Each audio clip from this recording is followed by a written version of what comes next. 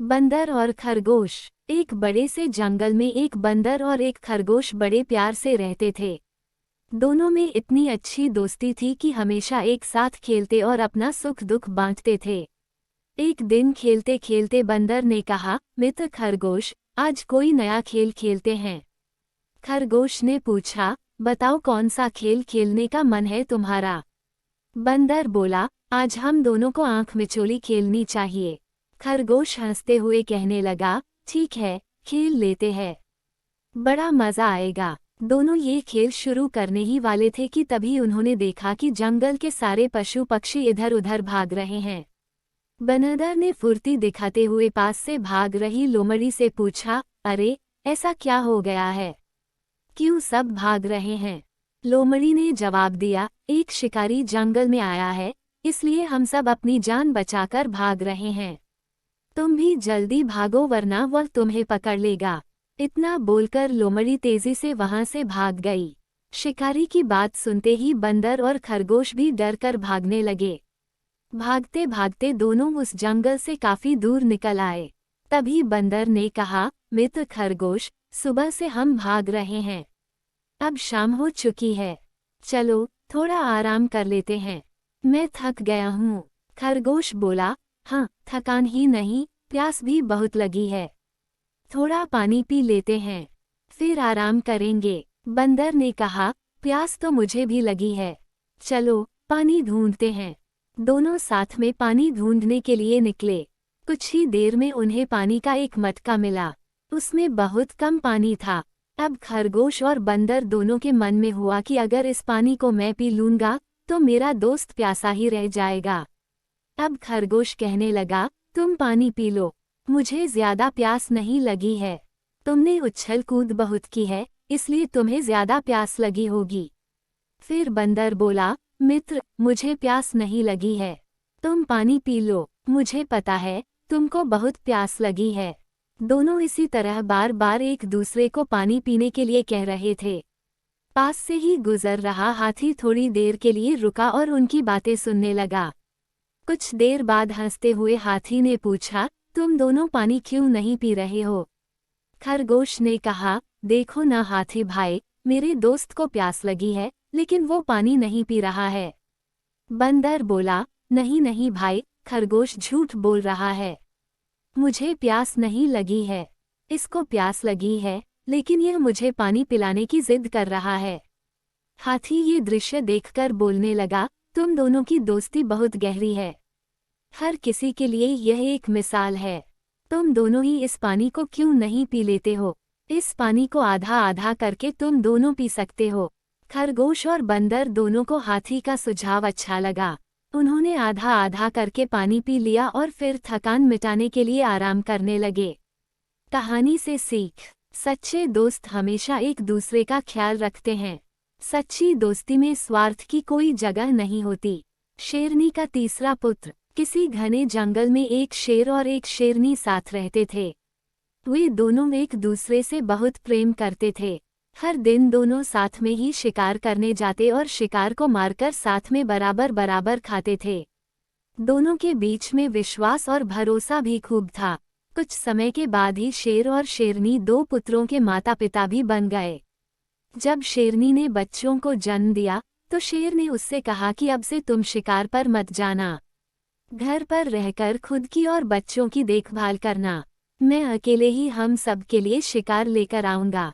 शेरनी ने भी शेर की बात मान ली और उस दिन से शेर अकेले ही शिकार के लिए जाने लगा। वहीं शेरनी घर पर रहती और बच्चों की देखभाल करती। बदकिस्मती से एक दिन शेर को कोई भी शिकार नहीं मिला।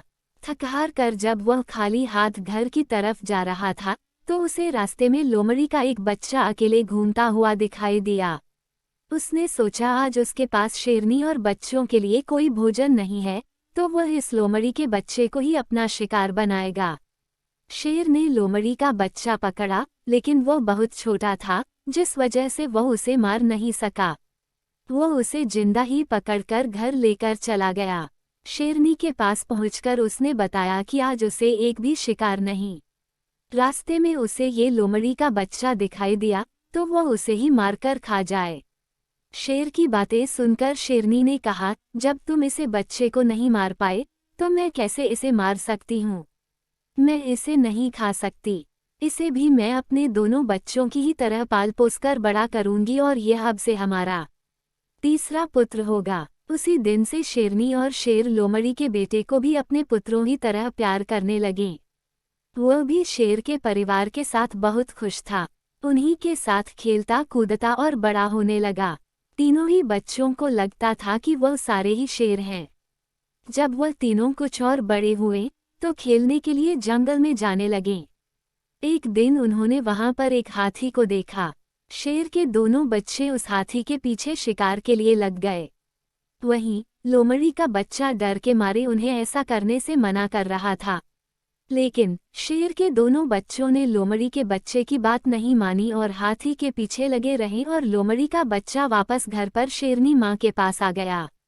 कुछ देर बाद जब शेरनी के दोनों बच्चे भी वापस आए तो उन्होंने जंगल वाली बात अपनी माँ को बताई। उन्होंने बताया कि वह हाथी के पीछे गए, लेकिन उनका तीसरा भाई डरकर घर वापस भाग आया। इसे सुनकर लोमड़ी का बच्चा गुस्सा हो गया। उसने गुस्से में कहा कि तुम दोनों जो खुद को बहादुर बता रहे हो, मैं तुम दोनों को पीटकर जमीन पर गिरा सकता हूँ।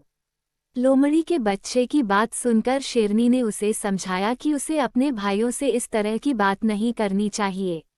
उसके भाई झूठ नहीं बोल रहे, बल्कि वे दोनों सच ही बता रहे हैं। शेरनी की बात भी लोमड़ी के बच्चे को अच्छी नहीं लगी। गुस्से में उसने कहा, तो क्या आपको भी लगता है कि मैं डरपोक हूँ और हाथी को देखकर डर गया था। लोमड़ी के बच्चे की इस बात को सुनकर शेरनी उसे अकेले में ले गई और उसे उसके लोमड़ी होने का सच बताया।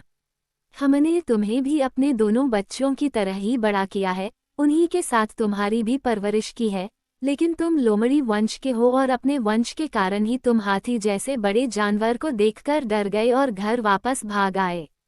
वहीं तुम्हारे दोनों भाई शेर के वंश के हैं, जिस वजह से वह हाथी का शिकार करने के लिए उसके पीछे भाग गए। शेरनी ने आगे कहा कि अभी तक तुम्हारे दोनों भाइयों को तुम्हारे लोमड़ी होने का पता नहीं है। जिस दिन उन्हें ये पता चलेगा वह तुम्हारा भी शिकार कर सकते हैं। इसलिए अच्छा होगा कि तुम यहाँ से जल्द ही भाग जाओ और अपनी जान बचा लो। शेरनी से अपने बारे में सच सुनकर लोमड़ी का बच्चा डर गया और मौका मिलते ही वह रात में वहां से छिपकर भाग गया। कहानी से सीख। शेरनी और शेर के तीसरे पुत्र की कहानी हमें ये सीख देती है कि काया और डरपोक वंशज के लोग अगर बहादुर लोगों के बीच भी रहें तो भी वह बहादुर नहीं बन सकते हैं। उनकी आदतों में उनकी वंशज की सोच और दक्षता की झलक बनी रह सकती है। भूखी चिड़िया। सालों पहले एक घंटाघर में टिंकू चिड़िया अपने माता पिता और 5 भाइयों के साथ रहती थी। टिंकू चिड़िया छोटी सी थी। उसके पंख मुलायम थे। उसकी माँ ने उसे घंटाघर की ताल पर चहकना सिखाया था। घंटाघर के पास ही एक घर था जिसमें पक्षियों से प्यार करने वाली एक महिला रहती थी। वो टिंकू चिड़िया और उसके परिवार के लिए रोज रोटी का टुकड़ा डालती थी। एक दिन वो बीमार पड़ गई और उसकी मौत हो गई। टिंकू चिड़िया और उसका पूरा परिवार उस औरत के खाने पर निर्भर था। अब उनके पास खाने के लिए कुछ नहीं था और न ही वो अपने लिए खान जुटाने के लिए कुछ करते हैं। एक दिन भूख से बेहाल होने पर टिंकू चिड़िया के पिता ने कीड़ों का शिकार करने का फैसला किया। काफी मेहनत करने के बाद उन्हें 3 कीड़े मिले जो परिवार के लिए काफी नहीं थे। वे 8 लोग थे, इसलिए उन्होंने टिंकू और उसके 2 छोटे भाइयों को खिलाने के लिए कीड़े साइड में रख दिए। इधर खाने की तलाश में भटक रही टिंकू, उसके भाई और उसकी माँ ने एक घर की खिड़की में चोंच मारी ताकि कुछ मिल जाए, लेकिन कुछ नहीं मिला। उल्टा घर के मालिक ने उन पर राख फेंक दी, जिससे तीनों भूरे रंग के हो गए। उधर काफी तलाश करने के बाद टिंकू के पिता को एक ऐसी जगह मिली जहां काफी संख्या में कीड़े थे। उनके कई दिनों के खाने का इंतजाम हो चुका था। वो जब खुशी खुशी घर पहुंचा तो वहां कोई नहीं मिला। वो परेशान हो गया। तभी टिंकू चिड़िया, उसका भाई और माँ वापस लौटे तो पिता उन्हें पहचान नहीं पाए और गुस्से में उन्होंने सबको भगा दिया। टिंकू ने पिता को समझाने की काफी कोशिश की। उसने बार बार बताया कि किसी ने उनके ऊपर रंग फेंका है, लेकिन टिंकू के हाथ असफलता ही लगी। उसकी माँ और भाई भी निराश हो गए, लेकिन टिंकू ने हार नहीं मानी। वो उन्हें लेकर तालाब के पास गई और नहलाकर सबकी राख हटा दी। तीनों अब अपने पुराने रूप में आ गए। अब टिंकू के पिता ने भी उन्हें पहचान लिया और माफी मांगी। अब सब मिलकर खुशी खुशी एक साथ रहने लगे। उनके पास खाने की भी कमी नहीं थी। कहानी से सीख, कभी भी किसी पर पूरी तरह निर्भर नहीं रहना चाहिए। इंसान को खुद मेहनत करके अपनी जरूरत की चीजों को जुटाना चाहिए। मूर्खों का बहुमत। किसी जंगल में एक उल्लू रहता था। उसे दिन में कुछ दिखाई नहीं देता था, इसलिए वह दिन भर एक पेड़ पर अपने घोंसले में छिपकर रहता था। सिर्फ रात होने पर ही वह भोजन के लिए बाहर निकलता था। एक बार की बात है, गर्मी का मौसम था। दोपहर का समय था और बहुत तेज धूप थी। तभी कहीं से एक बंदर आया और वो उल्लू के घोंसले वाले पेड़ पर आकर बैठ गया। गर्मी और धूप से परेशान बंदर ने कहा, उफ, बहुत गर्मी है। आकाश में सूर्य भी आग के किसी बड़े गोले की तरह चमक रहा है। बंदर की बात को उल्लू ने भी सुन लिया। उससे रहा नहीं गया और बीच में ही बोल पड़ा, ये तुम झूठ कह रहे हो। सूर्य नहीं, बल्कि अगर चंद्रमा के चमकने की बात कहते तो मैं इसे सच मान लेता। बंदर बोला, भला दिन में चंद्रमा कैसे चमक सकता है? वो तो रात में चमकता है और ये दिन का समय है, तो दिन में सूर्य ही चमकेगा। यही कारण है कि सूर्य की तेज रोशनी की वजह से बहुत ज्यादा गर्मी हो रही है। उस बंदर ने उल्लू को अपनी बात समझाने का बहुत प्रयास किया कि दिन में सूरज ही चमकता है, चंद्रमा नहीं, लेकिन उल्लू भी अपनी ही जिद पर अड़ा था। इसके बाद उल्लू ने कहा, चलो, हम दोनों मेरे एक मित्र के पास चलते हैं, वही इसका निर्णय करेगा। बंदर और उल्लू दोनों एक दूसरे पेड़ पर गए। उस दूसरे पेड़ पर उल्लुओं का एक बड़ा झुंड रहता था। उल्लू ने सभी को बुलाया और उनसे कहा कि दिन में आकाश में सूर्य चमक रहा है या नहीं, ये तुम सब मिलकर बताओ। उल्लू की बात सुनकर उल्लुओं का पूरा झुंड हंसने लगा। वह बंदर की बात का मजाक उड़ाने लगे। उन्होंने कहा, नहीं, तुम बेवकूफों जैसी बात कर रहे हो। इस समय आकार में तो चंद्रमा ही चमक रहा है और आकाश में सूर्य के चमकने की झूठी बात बोलकर हमारी बस्ती में झूठ का प्रचार मत करो। उल्लुओं के झुंड की बात सुनने के बाद भी बंदर अपनी ही बात पर अड़ा हुआ था, जिस देखकर सभी उल्लू गुस्सा हो गए और वे सारे के सारे बंदर को मारने के लिए उस पर झपट पड़े। दिन का समय था और उल्लुओं को कम दिखाई दे रहा था, इसी वजह से बंदर वहां से बचकर भाग निकलने में कामयाब हो गया और उसने अपनी जान बचाई। कहानी से सीख। पंचतंत्र की यह कहानी हमें सीख देती है कि मूर्ख मनुष्य कभी भी विद्वानों की बात को सच नहीं मानता है। ऐसे मूर्ख लोग अपने बहुमत से सत्य को भी असत्य साबित कर सकते हैं। शिकार का ऐलान। सालों पहले एक घने से जंगल में कुछ जानवर रहा करते थे। उनमें से एक शेर था और उसकी सेवा में हरदम लोमड़ी, भेड़िया, चीता और चील रहते थे। लोमड़ी को शेर ने अपनी सेक्रेटरी, चीता को अपना अंगरक्षक और भेड़िए को अपना गृह मंत्री बना रखा था। इनके अलावा चीता दूर दूर की सारी खबरें लाकर शेर को देता था, यानी वो खबरी का काम करता था।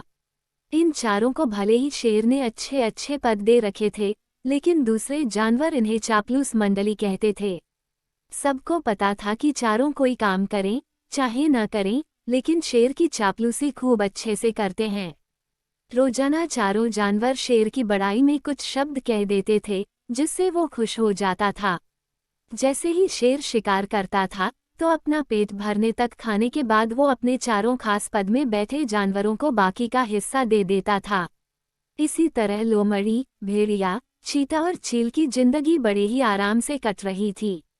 एक दिन खबरी चील ने अपने चापलूस दोस्तों को आकर बताया कि काफी देर से सड़क के पास में ही एक ऊंट बैठा हुआ है। भेड़िया ने सुनते ही पूछा कि क्या वो अपने काफिले वालों से बिछड़ गया है। चीते ने इस सवाल को सुनते ही कहा कि चाहे जो भी हो, हम उसका शिकार करवा देते हैं शेर से। उसके बाद कई दिनों तक आराम से उसे खाएंगे। इस बात की सहमति देते हुए लोमड़ी ने कहा कि ठीक है, मैं जाकर राजा से यह बात करती हूँ। इतना कहकर सीधे लोमड़ी शेर के पास पहुंची और बड़े ही प्यार से बोली, महाराज, हमारा दूत खबर लेकर आया है कि एक ऊंट हमारे इलाके में आकर सड़क के किनारे में बैठा हुआ है। मुझे किसी ने बताया था कि मनुष्य जिन जानवरों को पालते हैं उनका स्वाद काफी अच्छा होता है, एकदम राजाओं के खाने के लायक। अगर आप कहें तो मैं ये ऐलान करवा दूं कि वो ऊंट आपका शिकार है। लोमड़ी की अच्छी बातों में आकर शेर ने कहा, ठीक है। इतना कहते ही वह उस जगह पर पहुंच गया जहां ऊंट बैठा हुआ था। शेर ने देखा कि वो ऊंट काफी कमजोर है और उसकी आंखें भी काफी पीली हो चुकी हैं। उसकी ऐसी हालत शेर से देखी नहीं गई। उसने ऊंट ने पूछा कि दोस्त, तुम्हारी ऐसी हालत कैसे हो गई? कराहते हुए ऊंट ने जवाब दिया, जंगल के राजा, क्या आपको नहीं पता कि सारे इंसान कितने दयाहीन होते हैं? सारी उम्र मुझसे एक व्यापारी ने माल धुलाया, अब मैं बीमार हो गया तो उसने मुझे अकेले मरने के लिए छोड़ दिया। उसने सोचा कि मैं उसके किसी काम का नहीं रहा, इसी वजह से अब वो मुझे अपने साथ नहीं रख रहा है और न ही मेरा इलाज करवा रहा है। अब आप ही मेरा शिकार कर दीजिए ताकि मुझे इस दर्द से मुक्ति मिल जाए। इन सब बातों को सुनकर शेर काफी दुखी हुआ। उसने ऊंट से कहा कि अब तुम इसी जंगल में रहोगे हमारे साथ। यहाँ तुम्हें कोई भी नहीं मारेगा। मैं ऐलान कर देता हूँ कि तुम्हारा शिकार कोई जानवर नहीं करेगा। शेर की इस दयालुता को देखकर चारों चापलूस जानवर दंग रह गए। धीमी आवाज में भेड़िए ने कहा कि कोई नहीं, बाद में इसे किसी तरह से मरवा देंगे। अभी जंगल के राजा का आदेश मान लेते हैं। ऊंट अब उसी जंगल में आराम से रह रहा था। अच्छे से हरी घास खाते खाते ऊंट एक दिन बिल्कुल स्वस्थ हो गया। वो हमेशा शेर के प्रति आदर भाव रखता था और शेर के दिल में भी उसके लिए दया और प्रेम की भावना थी। अब शेर की शाही सवारी भी स्वस्थ ऊंट निकालता था। वो शेर के चारों खास पदाधिकारी जानवरों को अपनी पीठ पर बैठाकर चलता। एक दिन चापलूस जानवरों ने जंगल के राजा शेर को हाथी का शिकार करने के लिए कहा। राजा भी मान गया, लेकिन वो हाथी पागल था। उसने शेर को बुरी तरह से पटक दिया। किसी तरह से शेर पागल हाथी से बच तो गया, लेकिन उसे काफी चोट लग गई। अब बीमार शेर बिना शिकार किए किसी तरह से अपनी जिंदगी जीने लगा। उसके सेवक भी भूखे थे। उनके मन में हुआ कि आखिर ऐसा क्या करें कि कुछ खाने को मिल जाए। फिर उनका ध्यान हटे कट्टे हो चुके ऊंट पर गया। सबने मिलकर एक तरकीब सोची और राजा के पास चले गए। सबसे पहले भेड़िए ने कहा कि महाराज, आप कितने दिनों तक भूखे रहेंगे? मेरा शिकार करके मुझे खा लीजिए, आपकी भूख मिट जाएगी। फिर चील कहने लगी कि राजा साहब, भेड़िए का मांस खाने लायक नहीं होता है, आप मुझे खा लीजिए। चील को पीछे धकेलते हुए लोमड़ी बोली, तुम्हारा मांस इनके दांतों में ही लगकर रह जाएगा, आप इसे छोड़िए, मुझे खा लीजिए। एकदम से फिर चिता बोला कि इसके शरीर में आपको सिर्फ बाल ही मिलेंगे, आप मुझे खाकर अपनी भूख मिटा लीजिए। ये सब उन चापलूस जानवरों का नाटक था जिसे ऊंट नहीं समझ पाया। उसने भी एकदम से कहा कि महाराज, मेरी जिंदगी तो आपकी ही दी हुई है, आप इस तरह से भूखे क्यों रहेंगे? आप मुझे मारकर खा लीजिए। चारों चापलूस जानवरों को इसी बात का इंतजार था। उन्होंने एकदम कहा कि ठीक है महाराज, आप ऊंट को ही खा लीजिए। अब तो ये खुद ही कह रहा है कि मुझे खा लो और इसके शरीर में मांस भी काफी ज्यादा है। अगर आपकी तबीयत ठीक नहीं लग रही है तो इसका शिकार हम कर देते हैं। इतना कहते ही चीते और भेड़िए ने मिलकर एक साथ ऊंट पर हमला कर दिया। कुछ ही देर में ऊंट की मौत हो गई। कहानी से सीख, अपने आसपास चापलूस लोगों को नहीं रखना चाहिए। वो हमेशा अपने फायदे की ही सोचते हैं। चालाक लोमड़ी। सालों पहले एक जंगल में गधा, लोमड़ी और शेर के बीच अच्छी दोस्ती हो गई। तीनों ने एक दिन बैठकर साथ में शिकार करने के बारे में सोचा। कुछ देर बाद सबने मिलकर तय किया कि शिकार करने के बाद उस पर तीनों का बराबर हक होगा। ये फैसला लेने के बाद तीनों दोस्त शिकार के लिए जानवर की तलाश में जंगल की ओर निकल पड़े। कुछ ही दूरी पर उन तीनों को जंगल में हिरन दिखा। एकदम तीनों ने हिरन पर झपट्टा मारने की कोशिश की। उसे देखते ही वो तेजी से दौड़ने लगा। दौड़ते दौड़ते थककर हिरन कुछ देर के लिए रुक गया। तभी मौका देखकर शेर ने हिरन का शिकार कर दिया। गधा, लोमड़ी और शेर तीनों काफी खुश हो गए। मरे हुए हिरन के 3 हिस्से करने के लिए शेर ने अपने दोस्त गधे को कहा। जैसा पहले तय हुआ था उसी हिसाब से गधे ने शिकार को 3 बराबर हिस्सों में बांट दिया। ये देखकर शेर को बिल्कुल अच्छा नहीं लगा। वो गुस्से में जोर जोर से दहाड़े मारने लगा। दहाड़ते दहाड़ते शेर ने गधे पर हमला करके उसे अपने दांतों और पंजों की मदद से 2 हिस्से में बांट दिया। लोमड़ी ये सब होते हुए देख रही थी। तभी शेर ने एकदम से लोमड़ी को कहा, चलो दोस्त, अब तुम इस शिकार का अपना हिस्सा ले लो। लोमड़ी चालाक और समझदार दोनों ही थी। उसने बड़ी ही अकल के साथ हिरन के शिकार का 3/4 हिस्सा शेर को दे दिया और खुद के लिए 1/4 हिस्सा ही बचाया। इस तरह हुए शिकार के हिस्से से शेर काफी खुश हो गया। उसने हंसते हुए लोमड़ी से कहा, अरे वाह, तुमने एकदम मेरे मन का काम किया है। तुम्हारा दिमाग काफी तेज है। इतना कहते ही शेर ने लोमड़ी से पूछा, तुम इतनी समझदार कैसे हो? तुम्हें कैसे पता चला कि मैं क्या चाहता हूँ? तुमने इतना अच्छे से शिकार का हिस्सा लगाना कहाँ से सीखा है? शेर के सवालों का जवाब देते हुए लोमड़ी बोली, आप जंगल के राजा हैं और आपको कैसे हिस्सा लगाना है, ये समझना मुश्किल नहीं है। साथ ही मैंने उस गधे की हालत भी देख ली थी। उसके साथ जो कुछ भी हुआ उससे सीख लेते हुए मैंने ऐसी समझदारी दिखाई है। जवाब सुनकर शेर काफी खुश हुआ। उसने कहा कि तुम सच में बुद्धिमान हो। कहानी से सीख, हम सभी को अपनी ही नहीं बल्कि दूसरों की गलतियों से भी नई बातों को सीखना चाहिए। इससे हम वही गलती करने से और उसके नकारात्मक परिणामों से बच सकते हैं। शेर, चूहा और बिल्ली। एक समय की बात है। अर्बुद शिखर नामक पर्वत की गुफा में दुर्दांत नाम का एक शेर रहता था। वह बड़ा ही खूंखार था। वो हर दिन अपनी गुफा से केवल शिकार करने के लिए बाहर निकलता था और पेट भरने के बाद वापस गुफा में जाकर सो जाता था। एक दिन न जाने कहां से उसकी गुफा में एक चूहा आ गया और वह भी वहीं एक बिल बनाकर रहने लगा। एक रोज जब शेर गुफा में सो रहा था, तभी चूहा अपने बिल से बाहर निकला और उसके बालों को कुतरकर वापस बिल में चला गया। शेर की जब नींद खुली तो उसने देखा कि उसके बाल कुतरे हुए थे। वह गुस्से से आग बबूला हो गया। उसने चूहे को कई बार पकड़कर उसे मारने का प्रयास भी किया, लेकिन चूहा था कि हाथ ही नहीं आता था।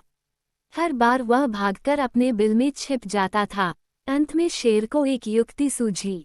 उसने सोचा कि क्यों न चूहे को मारने के लिए इसका परम शत्रु लाया जाए। वह जंगल गया और बहला फुसलाकर एक बिल्ली को अपनी गुफा में लेकर आया। इसके बाद से जब भी शेर सोता या आराम करता था, बिल्ली पहरेदार की तरह शेर की निगरानी करती थी। वहीं शेर भी हर दिन बिल्ली के खाने के लिए ताजे ताजे मांस लाता था। इससे वह बिल्ली कुछ ही दिनों में बहुत मोटी ताजी हो गई थी।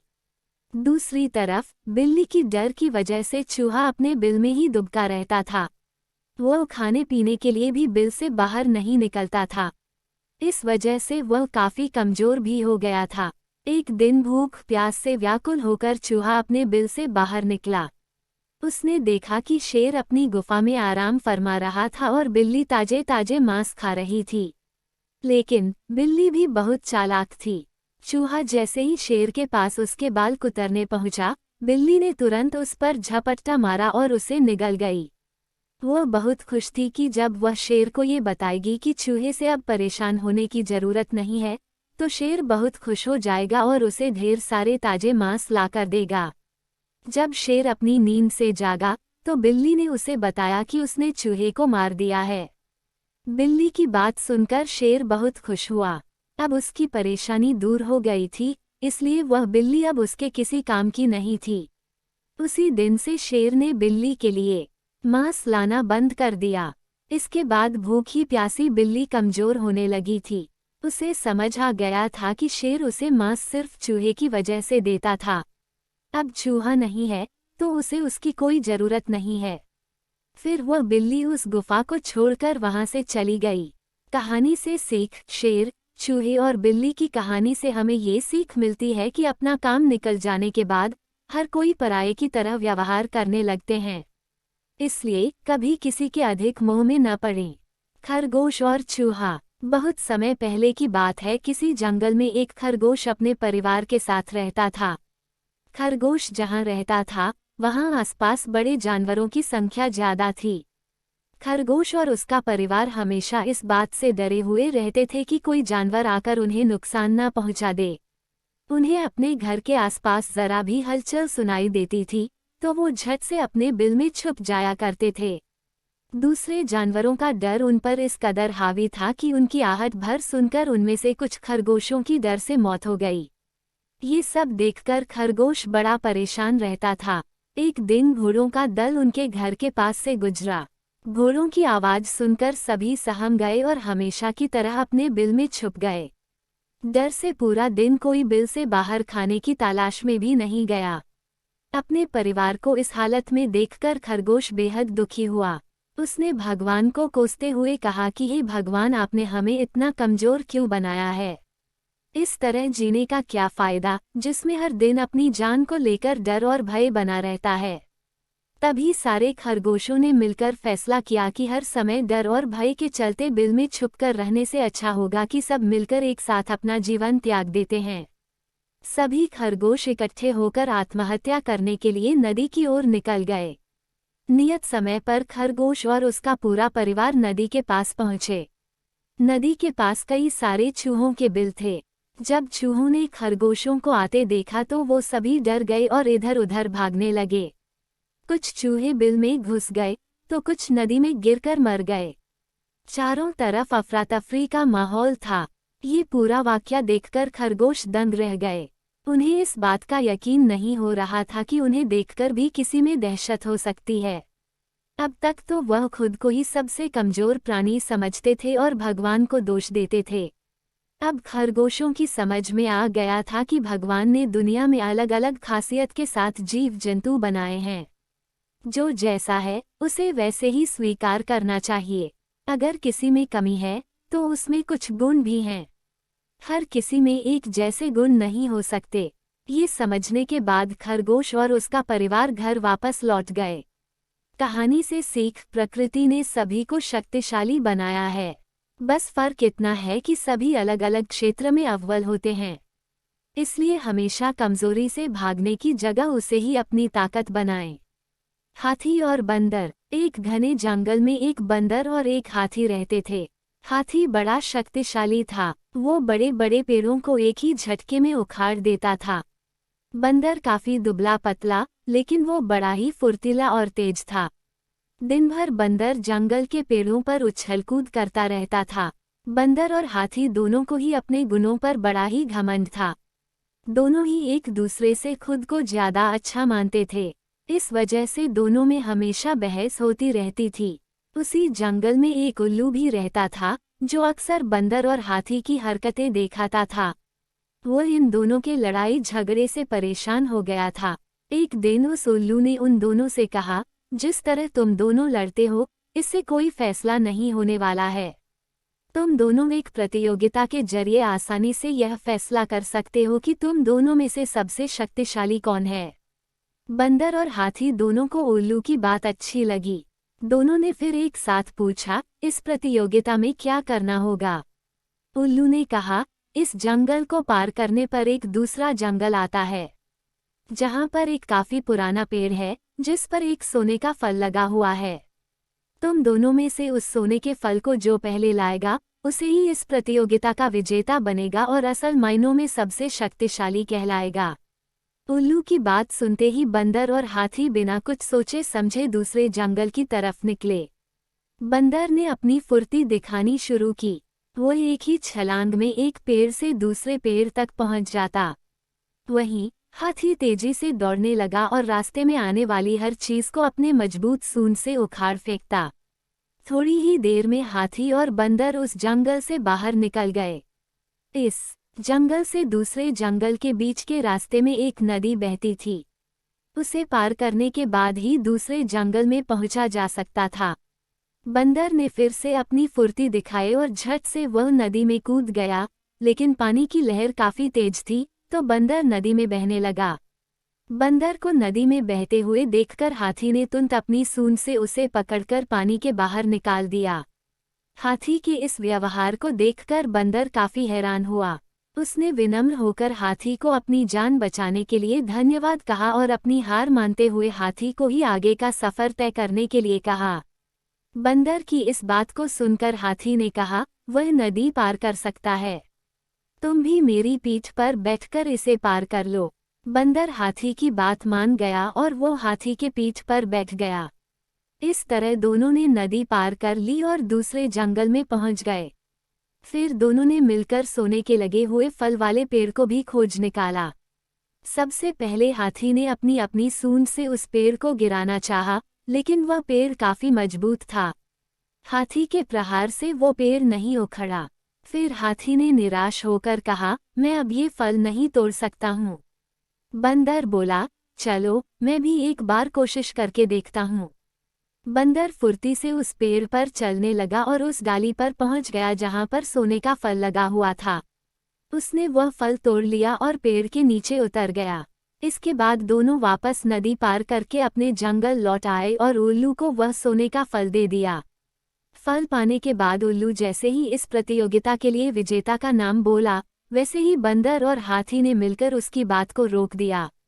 दोनों ने एक साथ कहा, उल्लू दादा, अब हमें विजेता का नाम जानने की आवश्यकता नहीं है। इस प्रतियोगिता को हम दोनों ने मिलकर पूरा किया है। हमें ये समझ में आ गया है कि हर किसी का गुण अपने आप में अलग और खास होता है। हमने ये भी फैसला किया है कि आगे से अब हम कभी भी इस बात पर बहस भी नहीं करेंगे और मित्र की तरह इस जंगल में रहेंगे। उल्लू को बंदर और हाथी की बात सुनकर काफी खुशी हुई। उसने दोनों से कहा, मैं तुम्हें यही समझाना चाहता था कि सभी एक दूसरे से अलग होते हैं। अलग अलग गुण और शक्तियां ही हमें एक दूसरे की मदद करने के काबिल बनाती हैं। साथ ही हर किसी की अपनी कमजोरियां भी होती हैं, इसलिए एक दूसरे के साथ मिलकर रहना ही सबसे अच्छा होता है। उसी दिन से हाथी और बंदर दोनों मित्र हो गए और वह जंगल में खुशी खुशी रहने लगे। कहानी से सीख, हमें एक दूसरे के गुणों और शक्तियों का सम्मान करना और आपस में मिलजुल कर रहना चाहिए। कबूतर और चींटी। गर्मियों का मौसम था। एक चींटी को बहुत तेज प्यासी लगी थी। वह पानी की खोज में यहाँ वहाँ भटकने लगी। कुछ ही देर में वह एक नदी के पास पहुँच गई। वह नदी पानी से भरी थी, लेकिन चींटी सीधे उस नदी में नहीं जा सकती थी। इस वजह से वह एक छोटे से पत्थर पर चढ़ गई और वहीं से झुककर नदी का पानी पीने की कोशिश करने लगी। जैसे ही चींटी पानी पीने के लिए नीचे की तरफ झुकी, वह नदी में गिर पड़ी। उसी नदी के किनारे एक पेड़ पर बैठा कबूतर यह सब देख रहा था। उसे चींटी की हालत पर दया आ गई और उस कबूतर ने चींटी को बचाने की योजना बनाई। उसने जल्दी से पेड़ की डाली से एक पत्ता तोड़कर नदी के पानी में बह रही चींटी के पास फेंक दिया। चींटी उस पत्ते पर चढ़कर बैठ गई और जब वह पत्ता नदी के किनारे पहुंचा तो वह पत्ते से कूदकर जमीन पर आ गई। चींटी ने अपनी जान बचाने के लिए कबूतर को धन्यवाद किया और वहां से चली गई। कुछ दिनों के बाद उसी नदी के किनारे एक शिकारी आया। उसने कबूतर के घोंसले के पास अपना जाल बिछा दिया। जाल पर दाने फैलाकर वह पास के एक झाड़ी में छिपकर बैठ गया। कबूतर शिकारी और उसके जाल को नहीं देख सका। उसने जमीन पर जब दाना देखा तो वह उसे चुगने के लिए नीचे उतर गया और शिकारी के जाल में फंस गया। उसी समय चींटी भी वहां आ गई थी। उसने कबूतर को शिकारी के जाल में फंसता हुआ देख लिया था। बेचारा कबूतर लाख प्रयास करने के बाद भी शिकारी के जाल से नहीं निकल पाया। इसके बाद शिकारी आया और जाल में फंसे कबूतर को उठाकर चलने लगा। तभी चींटी ने कबूतर की जान बचाने का फैसला किया। चींटी दौड़ती हुई आई और उसने शिकारी के पैर में काटना शुरू कर दिया। चींटी के काटने के कारण शिकारी को बहुत तेज दर्द होने लगा। उसने जाल को नीचे फेंक दिया और अपना पैर साफ करने लगा। इसी बीच मौका पाते ही कबूतर जाल से निकल गया और वह तेजी से उड़ गया। इस तरह चींटी ने कबूतर की जान बचा ली। कहानी से सीख, अगर कोई बिना किसी स्वार्थ के किसी की मदद करे तो उसका अच्छा परिणाम भी कभी न कभी जरूर मिलता है। अच्छे व्यक्ति के साथ हमेशा अच्छा ही होता है। जब शेर जी उठा। बहुत समय पहले की बात है। द्रोण नगरी में 4 दोस्त रहा करते थे। उन चारों में से 3 ब्राह्मण कई तरह की विद्याओं में निपुण थे, जबकि चौथे के पास किसी तरह की विद्या नहीं थी, लेकिन वह बहुत बुद्धिमान था। चौथा दोस्त हमेशा अपनी बुद्धि का इस्तेमाल करके हर समस्या से बचने का रास्ता निकाल लेता था, जबकि अन्य दोस्त विद्यावान होते हुए भी समझदारी से काम नहीं लेते थे। एक दिन उन चारों दोस्तों ने मिलकर सोचा कि पैसा कमाने के लिए विदेश जाना चाहिए। वहां जाकर ही विद्या का लाभ मिलेगा और पैसे कमाने का रास्ता भी। इसी सोच के चलते चारों विदेश यात्रा पर चल दिए। यात्रा करने के दौरान एक ब्राह्मण दोस्त ने कहा कि हम में से सिर्फ एक दोस्त के पास विद्या नहीं है। ऐसे दोस्त को हमारी विद्या के कारण मिलने वाला धन नहीं मिलना चाहिए। वो घर वापस जा सकता है। इस पर काफी देर चर्चा करने के बाद दूसरा दोस्त इस बात से सहमत हो गया, लेकिन तीसरे दोस्त ने कहा कि ऐसा करना ठीक नहीं होगा। हम सभी बचपन से दोस्त हैं और अब यह फैसला लेना गलत होगा। हम जो कुछ भी कमाएंगे उसे 4 हिस्सों में बांट देंगे। इस बात पर सबने हामी भरी और सभी विद्या का चमत्कार लोगों को दिखाने के लिए आगे की ओर बढ़ने लगे। यात्रा के दौरान जंगल से गुजरते हुए उन्हें एक मरा हुआ शेर दिखा। सभी ब्राह्मणों ने कहा कि हम अपनी विद्या के चमत्कार से इस शेर को जिंदा कर देंगे। इससे हमें बहुत यश और कीर्ति मिलेगी। तीनों ब्राह्मण दोस्त उसे जिंदा करने में लग गए, लेकिन चौथे बुद्धिमान दोस्त ने उन्हें ऐसा करने से मना किया। उसने कहा कि अगर तुम लोग इसे जिंदा कर दोगे तो वह जिंदा होते ही हम सबको खा जाएगा। चौथे दोस्त के बहुत कहने के बावजूद तीनों दोस्त नहीं माने। उनमें से एक ब्राह्मण शेर की अस्थियों को समेटने लगा, तो दूसरा उसके अंत को और चौथा उसके शरीर में प्राण डालने की कोशिश करता रहा। तीनों को अपनी अपनी विद्या का इस्तेमाल करते देख चौथा दोस्त डर गया। उसने अपने सभी मित्रों से कहा, ठीक है, तुम लोग अपने मन की करो, लेकिन मुझे पेड़ पर चढ़ जाने दो। इतना कहकर चौथा दोस्त झट से पेड़ पर चढ़ गया। वहीं अन्य दोस्त मिलकर अपनी सिद्धियों और विद्याओं के बल से उस शेर को जीवित करने की कोशिश में लग गए। देखते ही देखते शेर जिंदा हो जाता है। शेर जैसे ही जिंदा हुआ वह अपने आसपास 3 ब्राह्मणों को देखते ही उन्हें मार डालता है, जबकि पेड़ पर चढ़ा चौथा दोस्त अपनी समझदारी से बच जाता है। कहानी से सीख। शेर जी उठा कहानी यही सीख देती है कि विद्या के नशे में चूर होकर किसी काम को नहीं करना चाहिए। हर काम को करते हुए उसके अच्छे और बुरे दोनों परिणाम के बारे में सोचना जरूरी है। सिर्फ विद्या में निपुणता ही नहीं, बल्कि बुद्धि का होना भी जरूरी होता है। सुनहरे गोबर की कथा। एक बार की बात है, किसी शहर में एक बड़े से पेड़ पर एक पक्षी रहता था, जिसका नाम था सिंधूक। सबसे चौंकाने वाली बात ये थी कि उस पक्षी का मल सोने में बदल जाता था। ये बात किसी को भी पता नहीं थी। एक बार उस पेड़ के नीचे से एक शिकारी गुजर रहा था। शिकारी उस पेड़ के नीचे आराम करने के लिए ठहरा।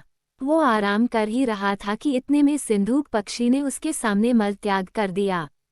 जैसे ही पक्षी का मल जमीन पर पड़ा, वो सोने में बदल गया। ये देखते ही शिकारी बहुत खुश हुआ और उसने उस पक्षी को पकड़ने के लिए जाल बिछाया। सिंधूक जाल में फंस गया और शिकारी उसे अपने घर ले आया। पिंजरे में बंद सिंधूक को देख शिकारी को चिंता सताने लगी कि अगर राजा को इस बारे में पता चला तो वो न सिर्फ सिंधूक को दरबार में पेश करने को कहेंगे बल्कि मुझे भी सजा देंगे। ये सोचकर डर के मारे शिकारी ने खुद ही सिंधूक को राज दरबार में पेश कर राजा को सारी बात बताई। राजा ने आदेश दिया कि सिंधूक को सावधानी से रखा जाए और उसे अच्छे से खाना खिलाया जाए। ये सब सुनने के बाद मंत्री ने राजा को कहा, आप इस बेवकूफ़ शिकारी की बात पर भरोसा मत कीजिए। कभी ऐसा होता है क्या कि कोई पक्षी सोने का मल त्याग करे? इसलिए अच्छा होगा कि इसे आज़ाद करने का आदेश दें। मंत्री की बात सुनकर राजा ने चिड़िया को आज़ाद करने का आदेश दिया। सिंधूक उड़ते उड़ते राजा के दरवाजे पर सोने का मल त्याग करके गया। ये देखते ही राजा ने मंत्रियों को उसे पकड़ने का आदेश दिया, लेकिन तब तक वो पक्षी उड़ चुका था। उड़ते उड़ते सिंधूक कह गया, मैं बेवकूफ़ था जो शिकारी के सामने मल त्याग किया। शिकारी बेवकूफ़ था जो मुझे राजा के पास ले गया। राजा बेवकूफ़ था जो मंत्री की बात में आ गया। सभी बेवकूफ़ एक जगह ही हैं। कहानी से सीख। कभी भी दूसरे की बातों में नहीं आना चाहिए और अपने दिमाग से काम लेना चाहिए। ब्राह्मण और सांप की कहानी। एक बार की बात है, किसी नगर में हरिदत्त नाम का ब्राह्मण रहता था। उसके पास खेत थे, लेकिन उनमें ज्यादा पैदावार नहीं होती थी। एक दिन हरिदत्त अपने खेत में एक पेड़ के नीचे सोया हुआ था। जैसे ही हरिदत्त की आंख खुली उसने देखा कि एक सांप अपना फन फैलाए बैठा हुआ है। ब्राह्मण को एहसास हुआ कि यह कोई साधारण सांप नहीं है, बल्कि कोई देवता है। ब्राह्मण ने निर्णय लिया कि वह आज से इस देवता की पूजा करेगा। हरिदत्त उठा और कहीं से जाकर दूध ले आया। उसने मिट्टी के बर्तन में सांप को दूध पिलाया। दूध पिलाते समय हरिदत्त ने सांप से क्षमा मांगते हुए कहा कि हे देव, मैं आज तक आपको साधारण सांप समझता रहा, मुझे माफ कर दीजिए। अपनी कृपा दृष्टि से मुझे बहुत सारा धन धान्य प्रदान करे प्रभु। ऐसा कहकर हरिदत्त अपने घर वापस आ गया। अगले दिन जब वह अपने खेत पहुंचा तो उसने देखा कि जिस बर्तन में उसने कल सांप को दूध पिलाया था उसमें एक सोने का सिक्का पड़ा हुआ है। हरिदत्त ने वो सिक्का उठा लिया। अब हरिदत्त रोज सांप की पूजा करने लगा और सांप रोज उसे एक सोने का सिक्का देने लगा। कुछ दिन बाद हरिदत्त को दूर किसी देश जाना पड़ा, तो उसने अपने बेटे से कहा कि तुम खेत में जाकर सांप देवता को दूध पिला आना। अपने पिता की आज्ञा से हरिदत्त का बेटा खेत में गया और सांप के बर्तन में दूध रख आया। अगली सुबह जब वह सांप को दूध पिलाने गया तो उसने देखा कि वहां सोने का सिक्का रखा हुआ है। हरिदत्त के बेटे ने वो सोने का सिक्का उठा लिया और मन ही मन सोचने लगा कि जरूर इस सांप के बिल में सोने का भंडार है। उसने सांप के बिल को खोदने का फैसला किया, लेकिन उसे सांप का बहुत डर था। हरिदत्त के बेटे ने योजना बनाई कि जैसे ही सांप दूध पीने आएगा तो वह उसके सिर पर लाठी से वार करेगा, जिससे सांप मर जाएगा। सांप के मरने के बाद मैं तसल्ली से बिल खोदूंगा और उसमें से सोना निकालकर अमीर आदमी बन जाऊंगा। लड़के ने अगले दिन ऐसा ही किया, लेकिन जैसे ही उसने सांप के सिर पर लाठी मारी तो वो मरा नहीं बल्कि गुस्से से भर उठा। सांप ने क्रोध में लड़के के पैर में अपने विष भरे दांतों से काटा और लड़के की उसी समय मौत हो गई। हरिदत्त जब वापस लौटा तो उसे यह जानकर बहुत दुख हुआ। कहानी से सीख। बच्चों, लालच का फल हमेशा बुरा होता है, इसीलिए कहते हैं कि कभी लालच नहीं करना चाहिए। हमारे पास जो भी हमें उसी से संतोष करना चाहिए और हमेशा परिश्रम करते रहना चाहिए। धूर्त बिल्ली का न्याय की कहानी। बहुत पुरानी बात है। एक जंगल में एक बहुत बड़े पेड़ के तने में एक खोल था। उस खोल में कपिंजल नाम का एक तीतर रहा करता था। हर रोज वह खाना ढूंढने खेतों में जाया करता था और शाम तक लौट आता था। एक दिन खाना ढूंढते ढूंढते कपिंजल अपने दोस्तों के साथ दूर किसी खेत में निकल गया और शाम को नहीं लौटा। जब कई दिनों तक तीतर वापस नहीं आया तो उसके खोल को एक खरगोश ने अपना घर बना लिया और वहीं रहने लगा। लगभग 2 से 3 हफ्तों बाद तीतर वापस आया। खा खाकर वह बहुत मोटा हो गया था और लंबे सफर के कारण बहुत थक भी गया था। लौटकर उसने देखा कि उसके घर में खरगोश रह रहा है। ये देखकर उसे बहुत गुस्सा आ गया और उसने झल्लाकर खरगोश से कहा, ये मेरा घर है, निकलो यहाँ से। तीतर को इस तरह चिल्लाते हुए देख खरगोश को भी गुस्सा आ गया और उसने कहा, कैसा घर? कौन सा घर? जंगल का नियम है कि जो जहाँ रह रहा है वही उसका घर है।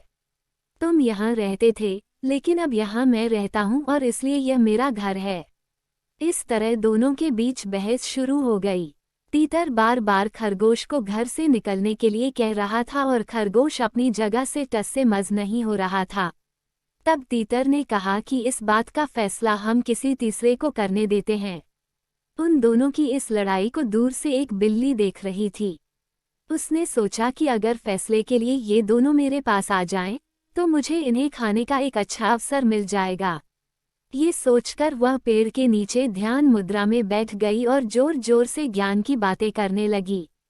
उसकी बातों को सुनकर तीतर और खरगोश ने बोला कि यह कोई ज्ञानी लगती है और हमें फैसले के लिए इसके ही पास जाना चाहिए। उन दोनों ने दूर से बिल्ली से कहा, बिल्ली मौसी, तुम समझदार लगती हो, हमारी मदद करो और जो भी दोषी होगा उसे तुम खा लेना। उनकी बात सुनकर बिल्ली ने कहा, अब मैंने हिंसा का रास्ता छोड़ दिया है, लेकिन मैं तुम्हारी मदद जरूर करूंगी। समस्या यह है कि मैं अब बूढ़ी हो गई हूँ और इतने दूर से मुझे कुछ सुनाई नहीं दे रहा है। क्या तुम दोनों मेरे पास आ सकते हो? उन दोनों ने बिल्ली की बात पर भरोसा कर लिया और उसके पास चले गए। जैसे ही वो उसके पास गए, बिल्ली ने तुरंत पंजा मारा और एक ही झपटे में दोनों को मार डाला। कहानी से सीख। इस कहानी से हमें ये सीख मिलती है कि हमें झगड़ा नहीं करना चाहिए और अगर झगड़ा हो भी जाए तो किसी तीसरे को बीच में आने नहीं देना चाहिए। चूहिया के स्वयंवर की कहानी। गंगा नदी के तट पर एक धर्मशाला थी। वहाँ एक गुरुजी रहा करते थे। वह दिन भर तप और ध्यान में लीन होकर अपना जीवन यापन करते थे। एक दिन जब गुरुजी नदी में नहा रहे थे, उसी समय एक बाज अपने पंजे में एक चूहिया लेकर उड़ा जा रहा था। जब बाज गुरुजी के ऊपर से निकला तो चूहिया अचानक बाज के पंजे से फिसलकर गुरुजी की अंजुली में आकर गिर गई। गुरुजी ने सोचा कि अगर उन्होंने चूहिया को ऐसे ही छोड़ दिया तो बाज उसे खा जाएगा। इसलिए उन्होंने चूहिया को अकेला नहीं छोड़ा और उसे पास के बरगद के पेड़ के नीचे रख दिया और खुद को शुद्ध करने के लिए फिर से नहाने के लिए नदी में चले गए। नहाने के बाद गुरुजी ने अपनी शक्तियों का इस्तेमाल करके चूहिया को एक छोटी लड़की में बदल दिया और अपने साथ आश्रम ले गए। गुरुजी ने आश्रम पहुंचकर सारी बात अपनी पत्नी को बताई और कहा कि हमारी कोई संतान नहीं है, इसलिए इसे ईश्वर का वरदान समझकर स्वीकार करो और इसका अच्छे से लालन पालन करो। फिर उस लड़की ने स्वयं गुरुजी की देखरेख में धर्मशाला में पढ़ना लिखना शुरू कर दिया। लड़की पढ़ने में बहुत होशियार थी। ये देखकर गुरुजी और उनकी पत्नी को अपनी बेट पर बहुत गर्व होता था। एक दिन गुरुजी को उनकी पत्नी ने बताया कि उनकी लड़की विवाह योग्य हो गई है।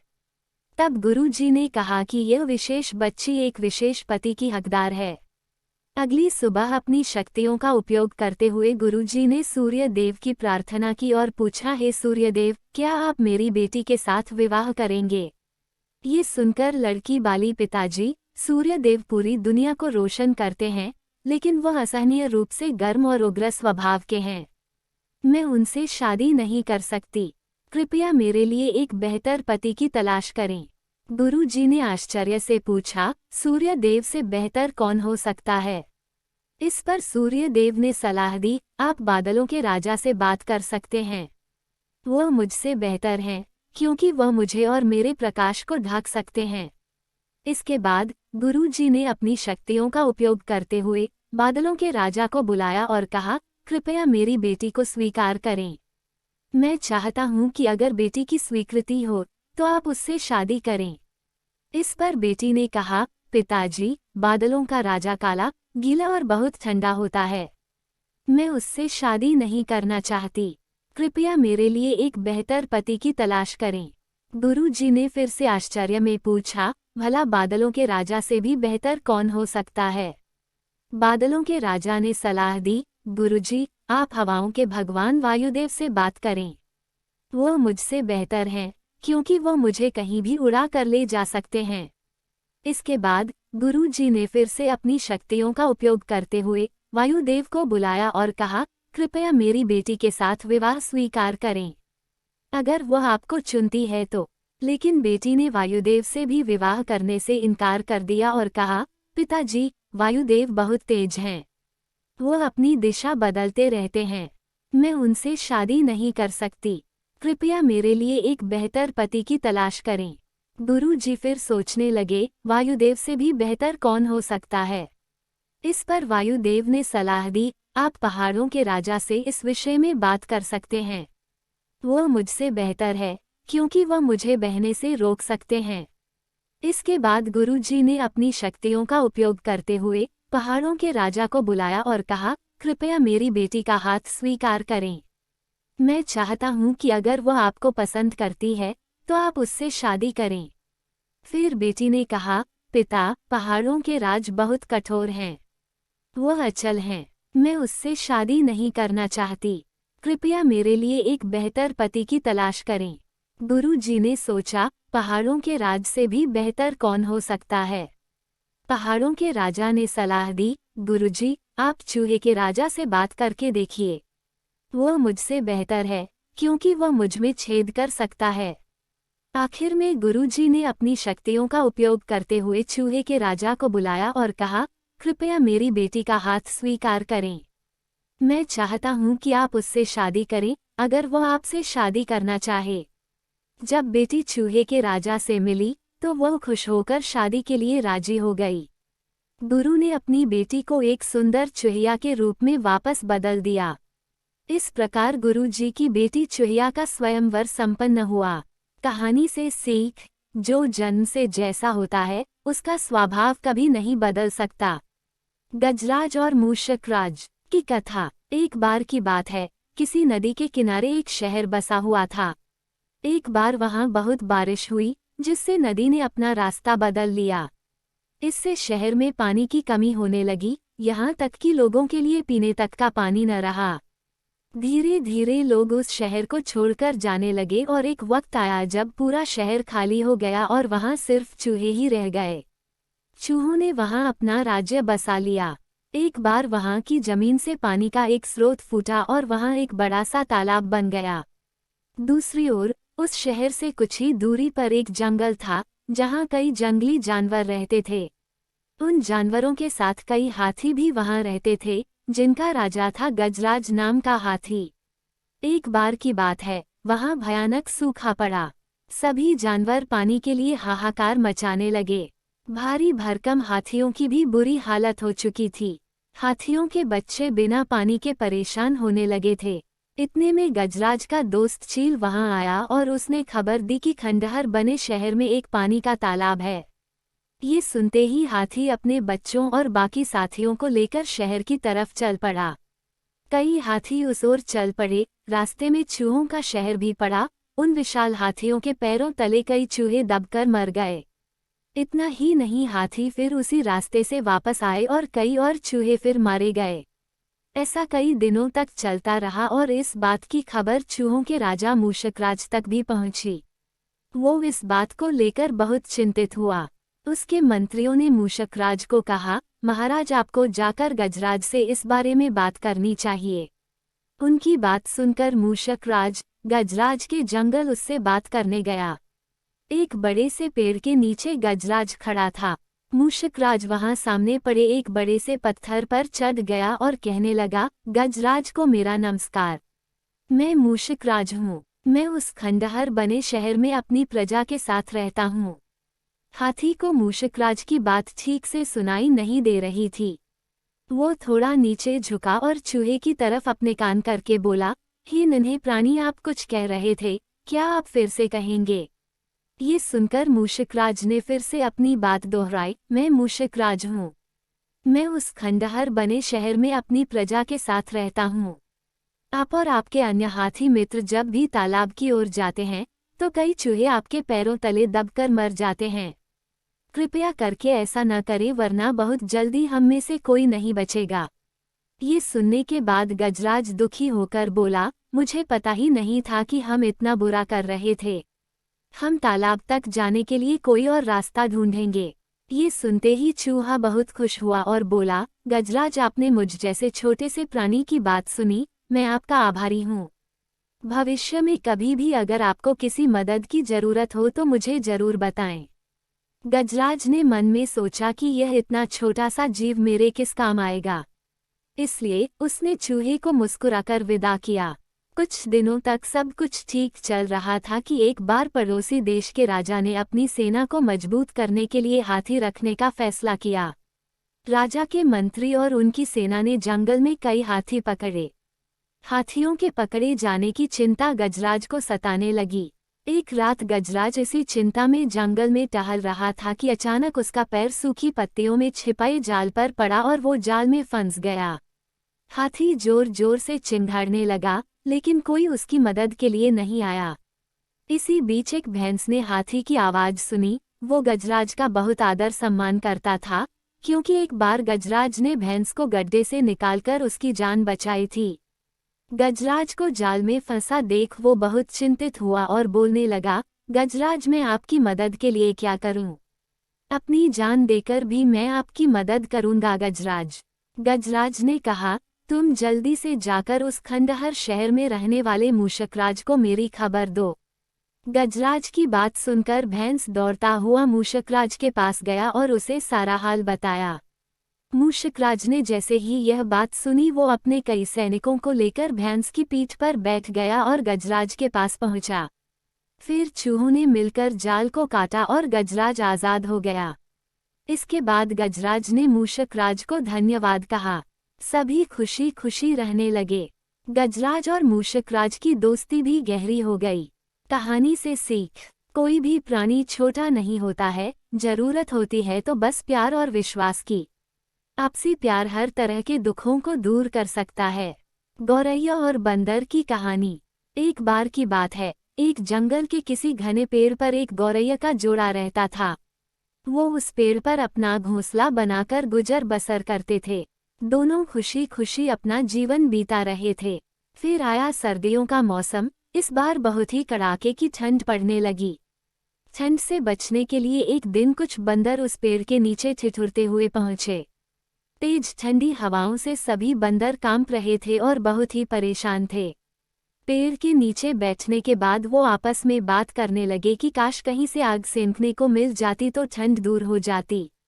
उसी बीच एक बंदर की नज़र पास पड़ी सूखी पत्तियों पर पड़ी। उसने दूसरे बंदरों से कहा, चलो इन सूखी पत्तियों को इकट्ठा करके जलाते हैं। उन बंदरों ने पत्तियों को एक जगह इकट्ठा किया और उन्हें जलाने का उपाय करने लगे। ये सब पेड़ पर बैठी गौरैया देख रही थी। ये सब देखकर उससे रहा नहीं गया और वो बंदरों से बोल पड़ी, तुम लोग कौन हो? देखने में तो तुम आदमियों की तरह लग रहे हो, हाथ पैर भी हैं, तुम अपना घर बनाकर क्यों नहीं रहते? गौरैया की बात सुनकर ठंड से कांप रहे बंदर चिढ़ गए और बोले, तुम अपना काम करो, हमारे काम में पड़ने की जरूरत नहीं है। इतना कहने के बाद वो फिर आग जलाने के बारे में सोचने लगे और अलग अलग तरीके अपनाने लगे। इतने में बंदरों की नज़र एक जुगनू पर पड़ी। वो चिल्लाने लगा, देखो ऊपर हवा में चिंगारी है, इसे पकड़कर आग जलाते हैं। ये सुनते ही सारे बंदर उसे पकड़ने के लिए अलग अलग तरीके अपनाने लगे। ये देख चिड़िया फिर बोल पड़ी, ये जुगनू है, इससे आग नहीं सुलगेगी। तुम लोग दो पत्थरों को घिसकर आग जला सकते हो। बंदरों ने चिड़िया की बात को अनसुना कर दिया। कई कोशिश के बाद उन्होंने जुगनू को पकड़ लिया और फिर उससे आग जलाने की कोशिश करने लगे, पर वो इस काम में कामयाब नहीं हो पाए और जुगनू उड़ गया। इससे बंदर निराश हो गए। इतने में फिर से गौरैया बोल उठी, आप लोग मेरी बात मानिए, पत्थर रगड़कर आप आग जला सकते हैं। इतने में एक गुस्साए हुए बंदर से रहा न गया और उसने पेड़ पर चढ़कर गौरैया के घोंसले को तोड़ दिया। ये देख चिड़िया दुखी हो गई और डर कर रोने लगी। इसके बाद वो उस पेड़ से उड़कर कहीं और चली गई। कहानी से सीख, जरूरी नहीं कि हर किसी को ज्ञान या उपदेश दिया जाए। उपदेश उसी को दिया जाना चाहिए जो समझदार हो और बातों को समझे। बेवकूफ को उपदेश देने से खुद का ही बुरा हो सकता है। राजा और मूर्ख बंदर की कहानी। बहुत पुरानी बात है, एक राजा के पास पालतू बंदर था। राजा उस बंदर पर बहुत विश्वास करता था, क्योंकि वह बंदर राजा का भक्त था। बंदर राजा की पूरे मन से सेवा करता था, लेकिन बंदर बिल्कुल मूर्ख था। उसे कोई भी काम ठीक से समझ नहीं आता था। राजा जब भी विश्राम करता बंदर उसकी सेवा के लिए हाजिर हो जाता था। उसके लिए हाथ पंखा चलाता था। एक दिन की बात है, जब राजा सो रहा था और बंदर उसके लिए पंखा झल रहा था, तभी एक मक्खी भिन भिनाते हुए राज के ऊपर आकर बैठ जाती है। बंदर उस मक्खी को पंखे से बार बार भागने की कोशिश करता है, लेकिन मक्खी उड़कर कभी राजा की छाती पर, कभी सिर पर, तो कभी जांघ पर जाकर बैठ जाती थी। मूर्ख बंदर काफी समय तक ऐसे ही मक्खी को भागने की कोशिश करता रहा, लेकिन मक्खी वहां से जाने का नाम ही नहीं ले रही थी। ये देखकर बंदर को क्रोध आ जाता है और वो पंखा छोड़कर तलवार निकाल लेता है। जब मक्खी राजा के माथे पर बैठती है, तो बंदर तलवार लेकर राजा की छाती पर चढ़ जाता है। ये देखकर राजा काफी डर जाता है। फिर मक्खी माथे से उड़ जाती है, तो बंदर उसे मारने के लिए हवा में तलवार चलता है।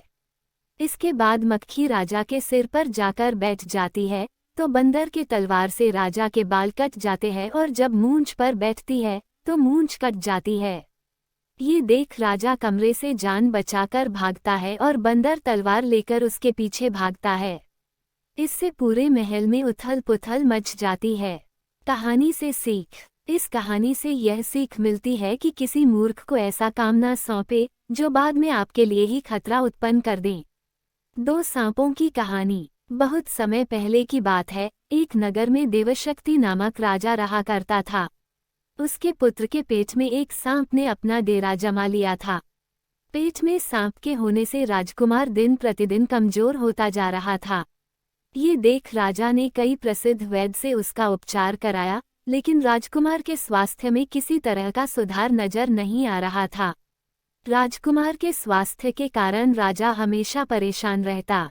ये देखकर एक दिन राजकुमार अपने राज्य से दूर दूसरे राज्य में चला गया और मंदिर में भिखारी की तरह रहने लगा। राजकुमार जिस राज्य में गया था, वहां बलि नामक राजा राज करता था। उसकी दो जवान बेटियां थीं। दोनों रोज सुबह अपने पिता का आशीर्वाद लेने जाती थीं। एक सुबह दोनों में एक बेटी ने राजा को प्रणाम करते हुए कहा, महाराज की जय हो, आपकी कृपा से ही संसार में सब सुखी हैं। वहीं दूसरी बेटी ने कहा, महाराजा, ईश्वर आपको आपके कर्मों का फल दे। ये सुनकर राजा क्रोधित हो जाता है और मंत्रियों को आदेश देता है, कठोर शब्द बोलने वाली इस लड़की की शादी किसी गरीब लड़के के साथ कर दो, ताकि ये अपने कर्मों का फल स्वयं चख ले। राजा के आदेश के चलते मंत्री मंदिर के पास बैठे भिखारी से उसकी शादी कर देते हैं। वह भिखारी वही राजकुमार था जिसके पेट में सांप ने डेरा बना रखा था।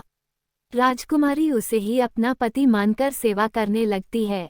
कुछ दिन बाद दोनों मंदिर छोड़कर दूसरे देश की यात्रा पर निकल जाते हैं, क्योंकि दोनों मंदिर में रहना सही नहीं समझते। सफर के दौरान रास्ते में राजकुमार थक जाता है और एक पेड़ के नीचे विश्राम करने लगता है। राजकुमारी पास के गांव से भोजन लाने के लिए चली जाती है। जब वह वापस आती है तो सोए हुए पति के मुंह से एक सांप को निकलते देखती है। साथ ही पास के एक बिल से भी सांप निकलता है। दोनों सांप बात करने लगते हैं, जिसे छिपकर राजकुमारी सुन लेती है। एक सांप कहता है, तुम इस राजकुमार के पेट में रहकर इसे तकलीफ क्यों दे रहे हो? साथ ही तुम खुद के जीवन को भी खतरे में डाल रहे हो।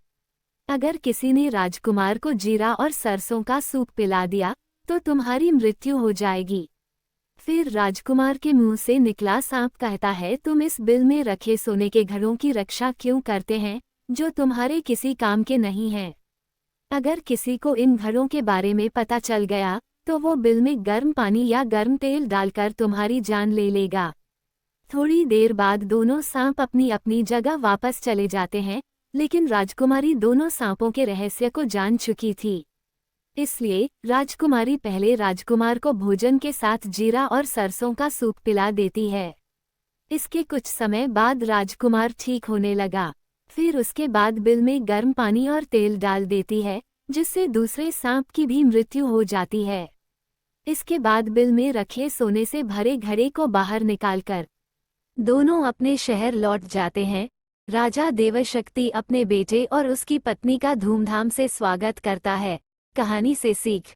इस कहानी से यह सीख मिलती है कि अगर कोई किसी का बुरा सोचता है तो उसका भी बुरा होना तय है। सांप ने राजकुमार का बुरा सोचा तो उल्टा उसका बुरा हुआ।